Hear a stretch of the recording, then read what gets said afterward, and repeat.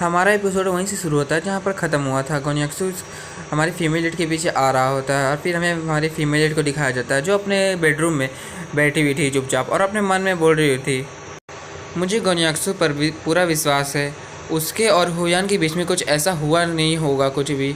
लेकिन फिर भी वो मुझसे झूठ क्यों बोला कि वो हुयान से नहीं मिलने गया था, वो ऑफिस में था। तभी हमारे गोन्याक्सु अंदर आ जाते हैं दरवाज़ा खोल के और बोलते हैं, लियू मेरी बात सुनो। तभी हमारी फीमेल गोन्याक्सु की तरफ देखने लगती है और अपने मन में बोलती है, फिर से देखो गोन्याक्सु फिर यहाँ आ गया। एक तो इसने मुझसे झूठ बोला, ऊपर से फिर यहाँ पर आ गया मुझे एक्सप्लेन करने के लिए। ये सब वो अपने मन में बोल रही होती है। तभी वो अपना मुंह फेरते हुए बोलती है, अभी कभी यहाँ से निकल जाओ गोन्याक्सु, मुझे तुमसे कोई भी बात नहीं करनी है इससे रिलेटेड, क्योंकि मुझे पता है तुम सच तो बोलोगे नहीं तो झूठ ही बोलोगे और मुझे झूठ नहीं सुनना है, चले जाओ यहाँ से। तभी गोन्याक्सु रूम का दरवाज़ा लगाता है और हमारी फीमेल की तरफ देखते हुए बोलता है, चिंगली मेरी बात सुनो, ऐसा मत सोचो, मेरे पास कुछ रीज़न्स थे कि इसलिए मैंने तुम्हें नहीं बताया कि मैं हुयान से मिलने गया था। ये सुनते ही हमारी फीमेल खड़ी हो जाती है और गुस्से से चिल्लाते हुए गोन्याक्सु को बोलती है, आखिर तुम्हारे बोलने का क्या मतलब है, क्या मैं गलत हूँ? तुमने मुझसे झूठ क्यों बोला? क्या तुम मुझ पे ज़रा सा भी भरोसा नहीं करते? अगर तुम मुझसे बोल ही देते तो मैं क्या ही करती। और अच्छी बात तो यह है कि अच्छा हुआ लू जिनसू ने मुझे वो वीडियो दिखा दिया तुम्हारा, नहीं तो मुझे पता ही नहीं चलता कि तुम हुयान से मिलने गए थे। मुझे तो उसका थैंक्स करना चाहिए। तभी गोन्याक्सु जैसे लू जिनसू का नाम सुनता है उस तो पूरा तरह से जल जाता है और वो आगे बढ़ के हमारी फीमेल लीड के हाथ को पकड़ लेता है। ये देखते तो हमारी फीमेल लीड भी सोच में पड़ जाती है। तभी गोन्याक्सु बोलते हैं, मेरा तुम्हें झूठ बोलने का कोई भी बुरा इंटेंशन नहीं था चिंगलियू, मैं नहीं चाहता था कि तुम ये सब जान के अपने मन में कुछ अजब अजब गलतफहमी पैदा कर लो, इसलिए मैंने नहीं बताया। और जहाँ तक लू जिनसू की बात है, तुम तो उसे अच्छी तरह से जानती ही हो कि वो कैसा पर्सन है। वो यहाँ पर तुम्हें सिर्फ मिलने के लिए तो नहीं आया था और आके उसने डायरेक्ट तुम्हें वीडियो दिखा दिया, क्या तुम समझ ही रही हो? तभी हमारी फीमेल लीडर गोन्याक्सु के हाथ को झटक देती है और बोलती है, मुझे नहीं पता उसका इरादा बुरा था या अच्छा था, मुझे बिल्कुल भी परवाह नहीं है, लेकिन उसने मुझे बताया तो सही कि हाँ क्या हो रहा है क्या नहीं हो रहा है, वरना तो मुझे इस बारे में पता ही नहीं चलता। अब तो मुझे लगता है कि लू जिनसू ही तुमसे ज़्यादा बेहतर है। ये सुनते के साथ तो गोन्याक्सु तो पूरा जल जाता है, क्या बोलूँ। तभी वो फीमेल लीड को दीवार के साथ लगा देता है और बोलता है, तुम्हारे कहने का क्या मतलब है? लू जिनसू मुझसे ज़्यादा बेहतर है? आखिर तुम मुझे उस गधे से कंपेयर कैसे ही कर सकती हो लियू? तुम्हें अभी तक कोई भी सामान का अंदाज़ा नहीं हुआ है कि क्या होने वाला है। ये सुनते के साथ तो हमारी फीमेल लीड भी कुछ बोल नहीं पा रही होती है, तो बोलती है, अच्छा ठीक है, तो तुम बताओ ना कि तुम्हारे कहने का क्या मतलब है। फिर तुरंत ही गोन्याक्सु आगे बढ़ते हैं और देख ही रहे होगे किसिंग मिसिंग होने लगता है।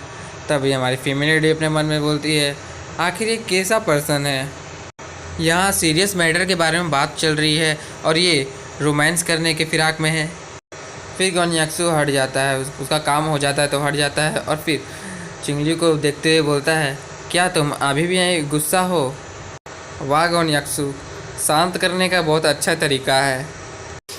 तभी हमारी फीमेल लीड भी उसे पीछे की तरफ धक्का दे देती है और बोलती है, आखिर तुम ये क्या कर रहे हो गोन्याक्सु, हम यहाँ पर सीरियस मैटर के बारे में बात चल रही है और तुम मुझे टच कर रहे हो विदाउट मेरी परमिशन।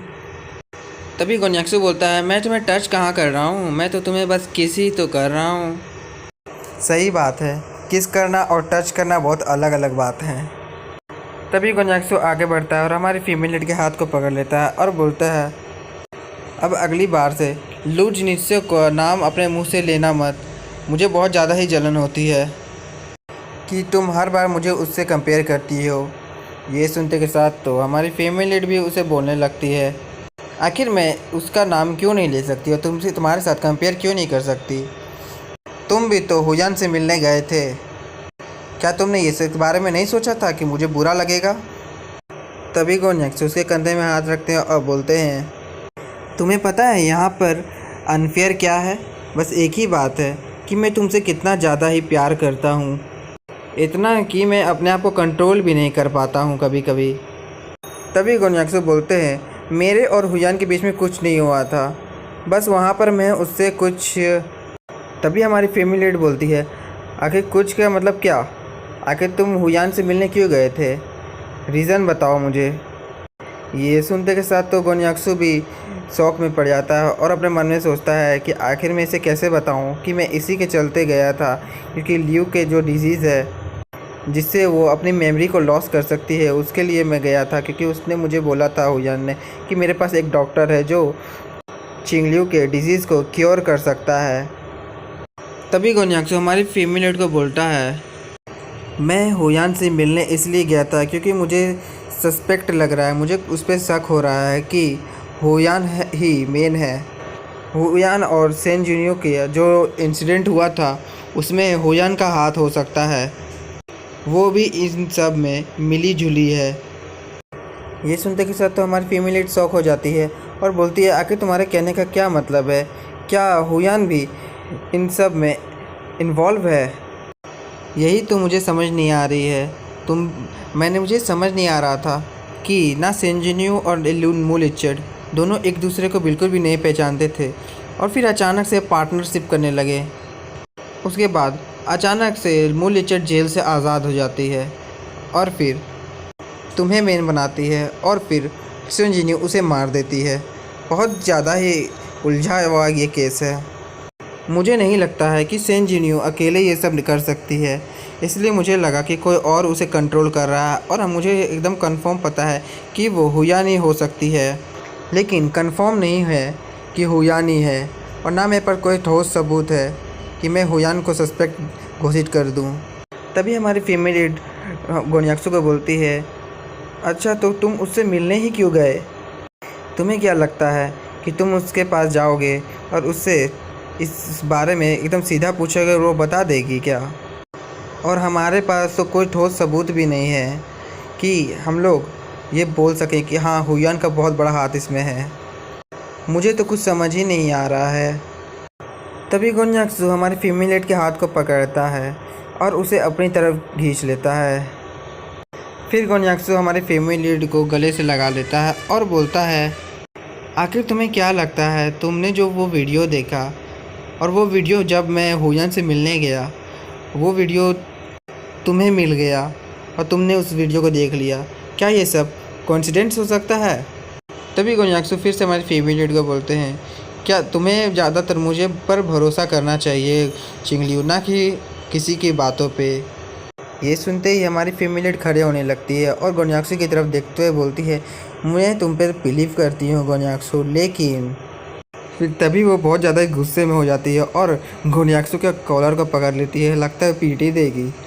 तभी वो बोलती है, अगर तुम दोबारा मुझसे एक भी झूठ बोलें तो फिर मैं आपकी ज़िंदगी अपने राइट हैंड से निकाल लूँगी और ये आप पर है कि आप ये वार्निंग समझिए या धमकी।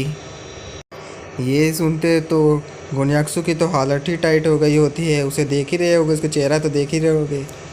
चिंगलियू का लगता है ये रूप कभी गोन्याक्सो ने नहीं देखा, पहली बार देखा है, इसलिए शौक हो चुका है। खैर यहाँ ख़त्म होता है हमारा डेली मिस्टर प्रेसिडेंट का एपिसोड 171।